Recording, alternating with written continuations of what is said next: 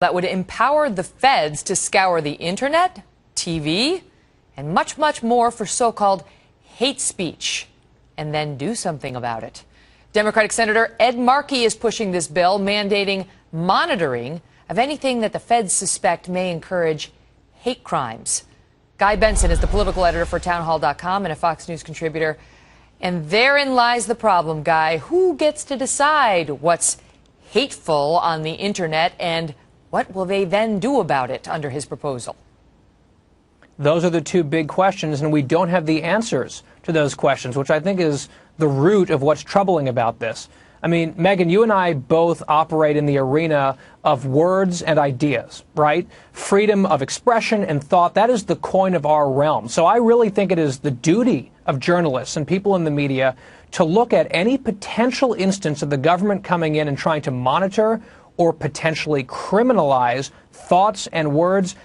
We have to be all over that and ask tough questions, and I think Senator Markey ought to be answering some of those questions in the coming days. Senator Markey wants this group, this obscure federal agency, as the Boston Herald put it, to scour these, the online sources, TV, radio, and so on, for any speech that it finds threatening. And he wants them to do it in connection with the Department of Justice, the U.S. Commission on Civil Rights, and then file a report to Congress on what out there is potentially hateful and could lead to hate crimes. I mean, this is clearly big government sticking its nose into people's speech and their thoughts. We just pushed back on a similar proposal that we saw from the FCC that the feds had to shut it down. So what is Senator Markey thinking?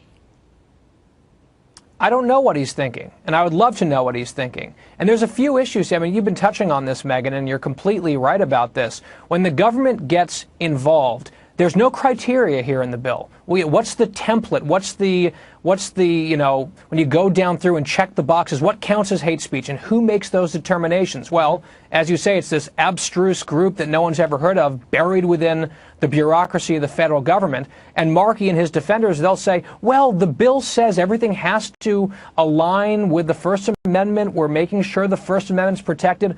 But who's going to hold that agency accountable if abuses occur? Because we've seen, quite frankly, Megan, some abuses recently from an unaccountable federal agency doing things to target Americans who say and act in certain ways that may be politically inconvenient for certain people. We've just seen this movie with the IRS. So expanding the potential targeting, and again, we don't know the exact nature of this, is questionable to say the very least. What are the chances of this going anywhere in the current Congress? I read that he has no co-sponsors, but it's got some more support, I guess, in the House than it does right now in the Senate.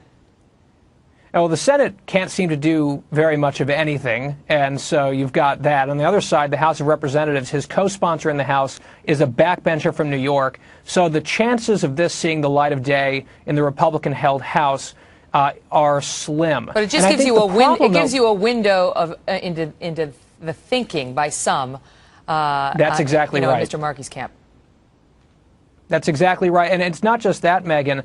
I think what becomes difficult for people who are First Amendment advocates on these types of questions is the other side. It's easy and very tempting to demagogue. If you raise questions about this, they can say, well, aren't you being an alarmist? Or are you being an apologist for hateful speech or hateful behavior? And then you get awfully defensive awfully quickly. It takes a lot to get your speech to the level where